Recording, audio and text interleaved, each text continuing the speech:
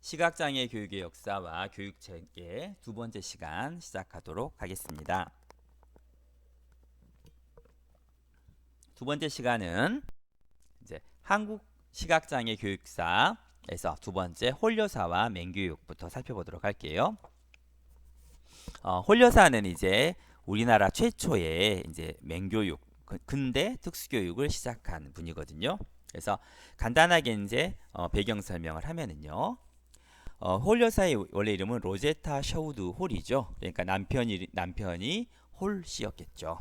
그래서 남편이 선교사였습니다. 그래서 미국에서 선교사 교육을 받고 이제 우리나라에 이제 파견이 된 거죠.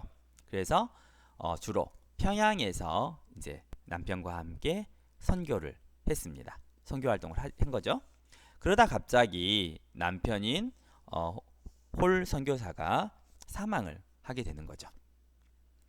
그리고 나서 이제 홀 여사도 남편이 사망을 하고 또 혼자 남겨져 있기는 그렇고 또 너무 외로워서 미국으로 돌아가는데 미국에서 생활을 하면서 너무 다시 이 조선이란 나라가 그리운 거죠.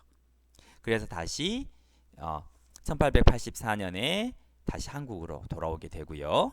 그리고 원래 남편이 선교 사업을 했던 평양으로 갔는데 평양에 가서 처음으로 이제 기거를 해야 될 집이 바로 오봉래의 집이었어요.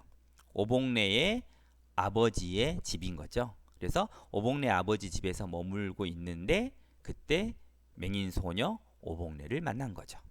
그러면서 내가 맹인 교육, 즉 시각장애아 교육을 해야 되겠구나 라는 이제 사명감을 갖게 된 거죠. 그래서 이제 공부를 하고 준비해서 1898년 이제 뉴욕 점자를 이용한 평양 점자를 완성했습니다.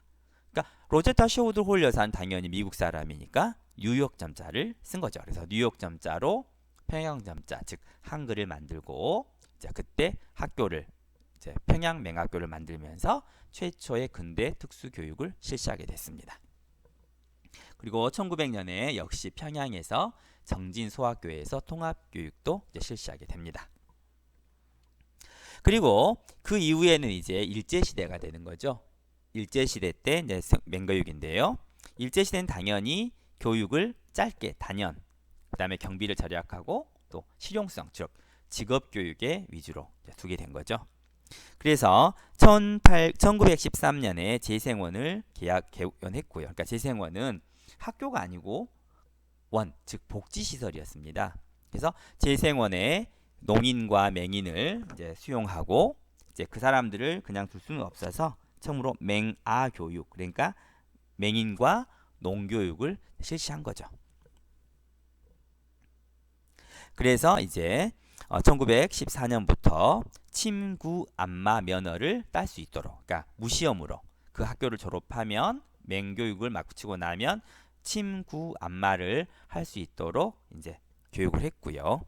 지금 서울맹학교는 이제 지금 종로구 신교동 청와대 건너편 쪽에 존재하고 있는 우리나라의 최초의 시각장애 학교가 되겠습니다. 그리고 이제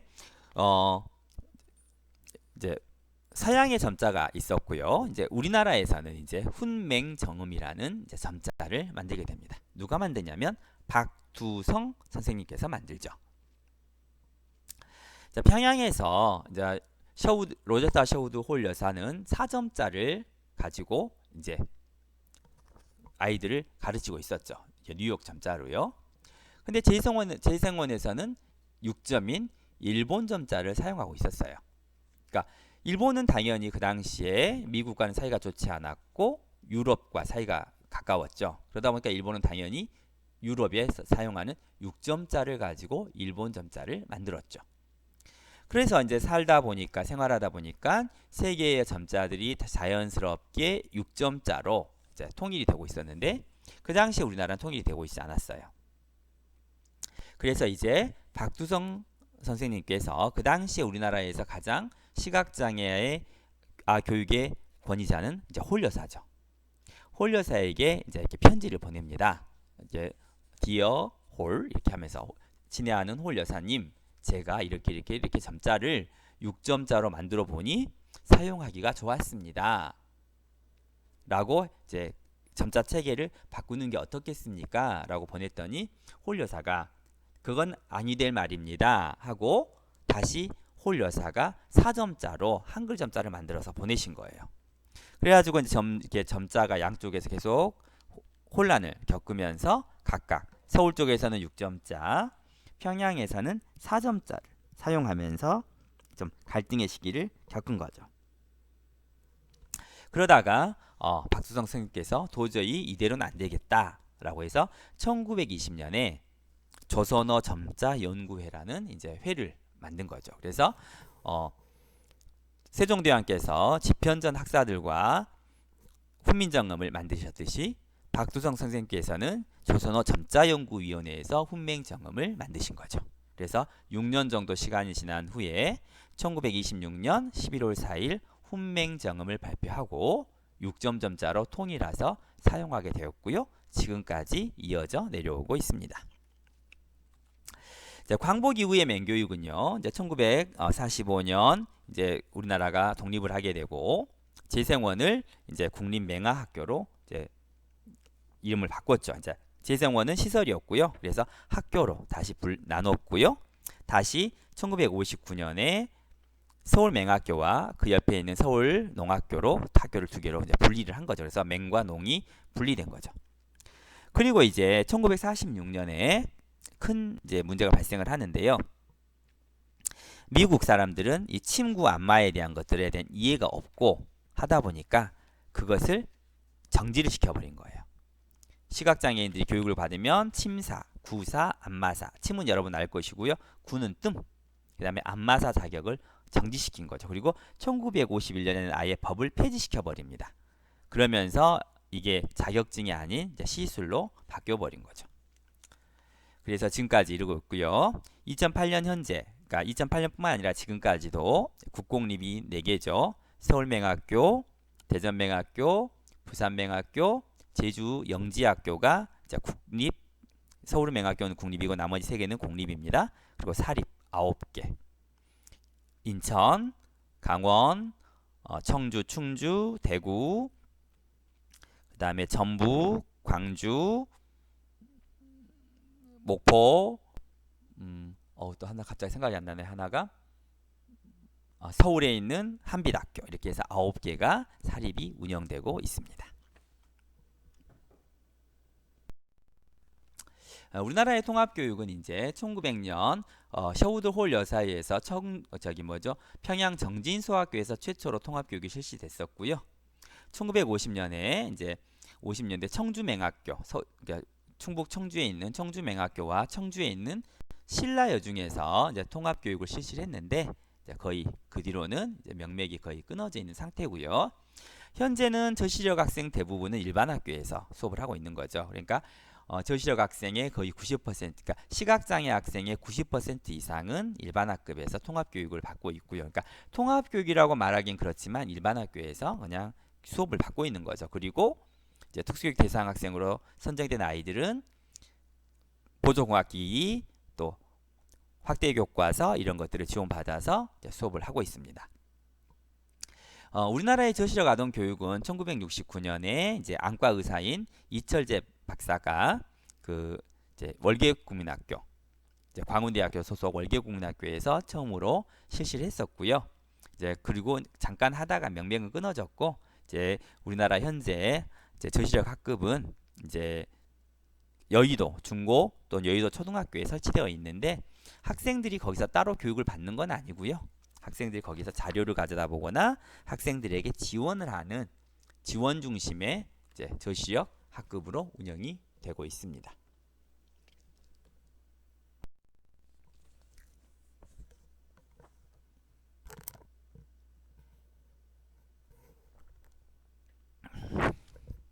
계속해서 시각장애 아동의 이제 교육 목표에 대해서 살펴보도록 하겠습니다.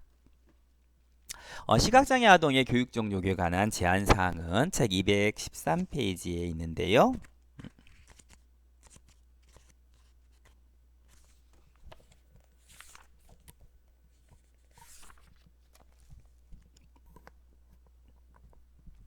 첫 번째, 시각장애 아동은 적절한 교육을 받지 못하면 사회적, 정서적, 학문적, 직업적 발달에 심각한 영향을 줄 수 있는 개념 발달 면에서 어려움을 보일 수 있으므로 지도가 필요하다. 그러니까 시각장애 아동은 적절한 교육을 받지 못하면 사회, 정서, 학문, 직업적 발달에 영향을 미치는 거죠. 그렇기 때문에 반드시 시각장애인을 위한 교육을 실시해서 이러한 사회 개념, 정서 개념, 학문 개념, 직업적 개념을 발달시켜 줄 수 있게끔 해줘야 한다라는 원칙이고요. 두 번째, 시각장애 아동은 자주 시각 외의 다른 보상 감각들을 사용하여 교육받을 수 있다. 그렇죠. 맹학생은 시각 외의 촉각, 청각을 가지고 교육을 받을 수 있도록 지도를 해줘야 되는데 이 부분은 일반 학교 교육과정에서는 다룰 수가 없기 때문에 시각장애 아동에게 필요한 독특한 교육적 요구사항이 되겠죠. 세 번째, 시각장애 아동은 개인별 능력과 교육적 요구에 맞는 개별 지도를 필요로 한다. 당연하죠. 시각장애 아동은 시각적 특성, 즉 맹과 저시력 이를 가지고 있기 때문에 집단 교육이 아닌 개별 교육, 개별화된 교육을 반드시 실시해야 됩니다. 네 번째, 시각장애 아동은 시각 능력의 제한이나 결손으로 인해 우연 학습으로 배울 수 있는 것들이 제한되어 있으므로 직접 배울 수 있는 기회를 부여받아야 한다. 그렇죠? 인간들은 태어나면서부터 계속 우연학습을 하게 됩니다. 우연학습 또는 우발학습이라고 하죠. 본인이 의도하지 않아도 보거나 또는 듣거나 다른 사람들의 행동을 관찰하면서 학습을 하게 되는데요. 우연학습, 우발학습을 하게 되는데 시각장애 학생은 눈이 보이지 않기 때문에 이런 우연, 우발학습에 많은 제한을 갖게 되는 거죠. 그래서 그런 일반 학생들은 그런 우발학습, 즉 우연학습으로 배울 수 있는 과정들도 시각장애 학생은 직접 지도를 해줘야 됩니다. 다섯 번째, 시각장애 아동은 주요 교육 내용들인 개념 발달, 의사소통 기술, 감각운동 기술, 사회정서적 기술, 방향정의와 이동 기술, 일상생활 기술, 진로 직업 기술, 시기능 활용, 학습 면에서 시각과 관련되어 수정된 특별한 교수 전략을 필요로 한다. 그렇죠. 시각장애 학생들은 맹이거나 또는 저시력이기 때문에 일상생활, 직업, 보행, 또 사회 적응 이런 모든 면에서 특별한 교육, 즉 보통 아이들과는 다르게 설계되고 다르게 구안되고 또 다른 교육적 교육 매체를 통해서 학생들을 지도를 해야 되겠습니다. 이렇게 다섯 가지가 시각장애 아동에게 특별한 교육적 요구가 필요한 이유였고요. 이를 간단하게 다시 살펴보면 개념적 발달의 어려움을 해소하기 위한 지도 필요, 두 번째, 시각 외의 다른 보상 감각을 이용한 교육 필요, 세 번째, 개인의 능력과 교육적 요구에 맞는 개별 지도 필요, 네 번째, 직접 학습 기회 제공, 다섯 번째, 시각과 관련한 특별한 교수 전략이 필요한 이 다섯 가지가 바로 시각장애 아동 교육이 필요성입니다. 이어서 교육 원칙과 교수 방법에 대해서 살펴보도록 하겠습니다. 시각장애 아동 교육 원칙은 첫 번째, 조기 교육 기회의 원칙이죠. 시각장애 아동은 태어나면서부터 특히 맹학생의 경우에는 태어나면서부터 세상을 보지 못하는 경우가 있죠. 그러다 보면 당연히 어떤 개념적인 부분, 특히나 우리가 알고 있겠지만 대상 영속성, 또 눈에 보이지 않지만 또 보이는 이런 눈에 보이지 않지만 사라지지 않는 원리 이런 것들을 깨달아야 되는데 그런 것들을 습득하지 못하거나 아주 지체가 될 수 있겠죠. 그래서 반드시 조기 교육, 일반 아동보다 더 빠른 시기에 특히 장애가 발견된 즉시 조기 교육을 실시해야 되고요. 두 번째, 개인차를 고려한 개별화 프로그램의 제공. 시각장애뿐만 아니라 모든 장애 아이들인데요. 시각장애도 마찬가지로 같은 저시력이라 하더라도 매우 많은 차이가 있죠. 시력의 차이, 시야의 차이, 색각의 차이, 경험의 차이, 또 진행성 유무의 차이 등등으로 많은 차이가 있기 때문에 개인차를 굉장히 강하게 고려를 해야 됩니다. 세 번째, 잔존 시력과 보상 감각을 통한 세상 경험의 제공. 그렇죠. 잔존 시력. 저시력 학생 경우에는 많을 수도 있고 적을 수도 있지만 일정 부분의 잔존 시력을 가지고 있겠죠. 그것을 최대한 활용해야 되고요. 또 맹학생인 경우에는 보상 감각. 그러니까 청각과 촉각, 후각, 미각을 가지고 이제 다 세상을 경험할 수 있는 기회를 제공해야 되고 또 경험을 제공해 줘야 되겠죠. 그러한 경험을 제공해야 되는데 경험은 이런 구체적 경험, 통합적 경험, 활동 중심의 경험으로 제공을 해야 됩니다. 그러면 우선 세 가지를 살펴보도록 할게요. 책 215페이지. 구체적 경험. 학습에서 구체적 경험은 두 가지 방법으로 가능하다. 첫 번째는 사물 혹은 상황 자체를 직접 관찰하여 구체적으로 경험하는 것. 그렇죠. 직접 경험한 것만큼 좋은 방법은 없어요. 하지만 시각장애 학생들은 볼 수 없기 때문에 그걸 어떻게 경험을 시키죠? 그거를 촉각, 그러니까 만져서 또는 또 후각, 냄새를 맡아서 소리를 들어서 하면서 위에서 봤던 잔존 시력 또는 보상 감각을 최대한 이용해서 직접 관찰하게 하는 거고요. 두 번째는 직접 사물 혹은 상황을 경험할 수 없는 경우에 대체해 줄 수 있는 모형으로 경험하게 해야 된다. 코끼리는 물론 만질 수 있지만 또 악어 물론 만질 수 있지만 너무 위험하고 또 부분만 경험할 수 있겠죠. 그럴 때는 작은 모형을 만들고 그 모형을 가지고 경험하고 그것이 얼마만큼 큰지에 대한 또 다른 경험을 제공해서 코끼리의 전체적인 모양 그리고 부분적인 모양들을 이제 경험할 수 있는 것들이 필요하고요. 두 번째 통합적 경험은 맹아동이 사물과 상황을 총체적으로 경험하는 것이다. 시각장애는 사물 혹은 사건을 전체적으로 지각하는 데 어려움이 있다. 그래서 교사는 잔존 감각, 특히 촉각으로 확인하게 되는 부분이다. 정보들을 전체로 통합하는 기회를 제공하고 또 교수 단원 학습을 계획할 때 학습 주제와 실제 생활 경험을 연관시키는 것이 중요한 거죠. 그렇죠. 특히 시각으로 보면 아무리 큰 코끼리를 하더라도 시각 코끼리의 전체적인 부분을 한꺼번에 경험할 수 있겠죠. 그런데 촉각으로 경험을 한다면 코끼리의 부분만 경험할 수밖에 없어요. 그래서 이런 부분의 경험을 나중에 통합해서 한 덩어리의 코끼리를 경험할 수 있도록 해줘야 되고요. 또 실제적인 경험, 실제 생활에서 경험, 그러니까 이론적인 경험도 중요하지만 실제 생활에서 경험할 수 있는 것들을 함께 경험을 시켜주는 통합적인 경험학습이 중요하고요. 세 번째는 스스로 직접 실행할 수 있도록 배우는 것을 해볼 수 있도록 스스로 활동하면서 배울 수 있도록 즉 이론적인 수업이 아닌 실제적인 시각장애 아동이 배운 내용을 실제 해보는 실습해보는 이러한 교육 과정이 이제 매우 중요하겠습니다.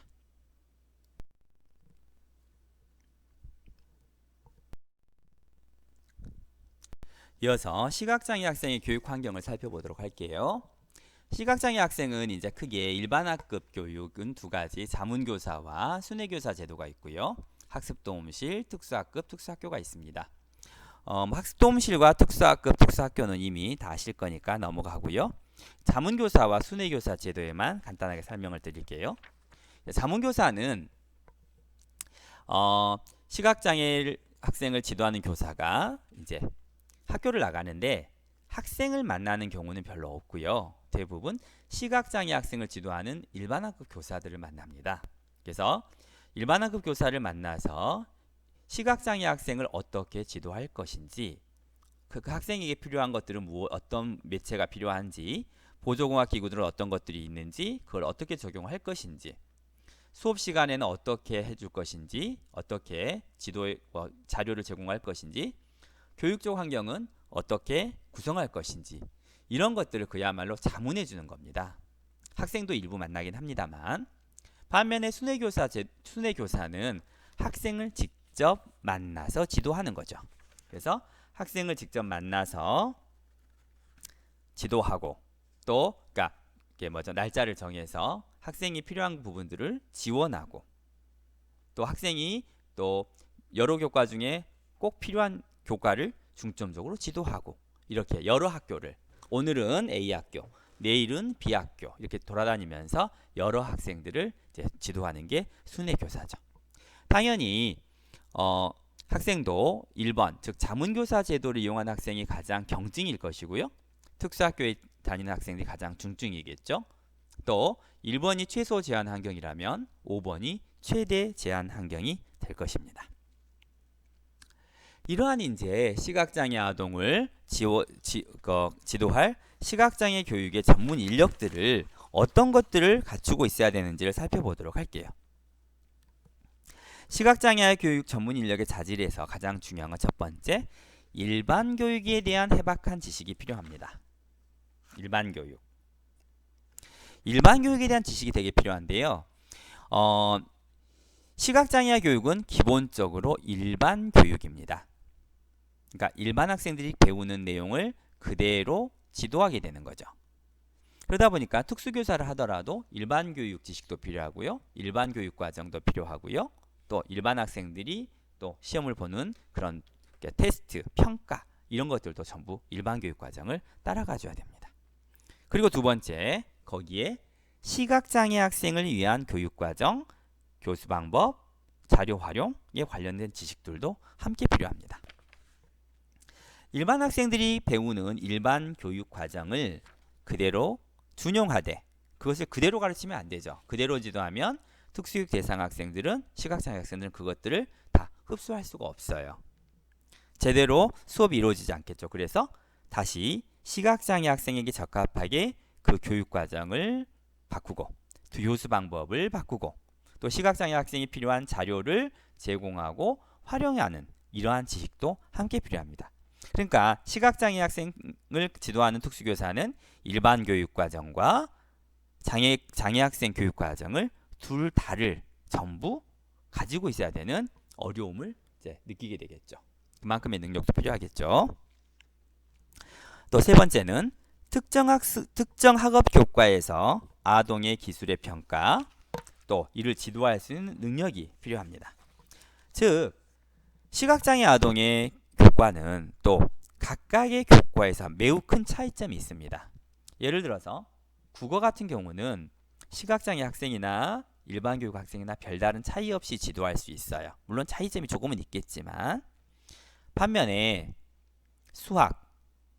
수학에서도 연산의 경우는 시각장애 아동이나 일반 아동이나 별 차이가 없습니다. 하지만 도형 또는 부피 또 미적분 이런 입체적인 걸 지도할 때는 또 시각장애 학생과 일반 아동 차이가 굉장히 클 수밖에 없죠. 특히나 이제 미술, 체육교과 이런 데서는 굉장히 많은 차이가 있어요. 또 같은 과목에서도 마찬가지죠. 국어 과목에서도 듣기나 읽기, 말하기는 상관없지만 감상 또는 창작, 그러니까 어떤 장면을 보고 또 어떤 작품을 써낸다거나 하는 창작적인 것들, 사회에서도 법이나 문화 같은 그런 수업과 지리 이런 수업, 역사 각각의 학업 교과가 너무 많은 차이점이 있어요.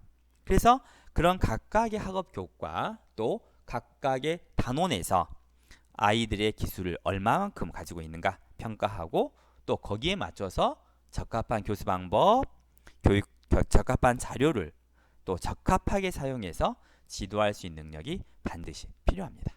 그래서 시각장애 교육 전문 인력은 매우 고도의 전문성을 요구하는 직업이라고 하겠습니다.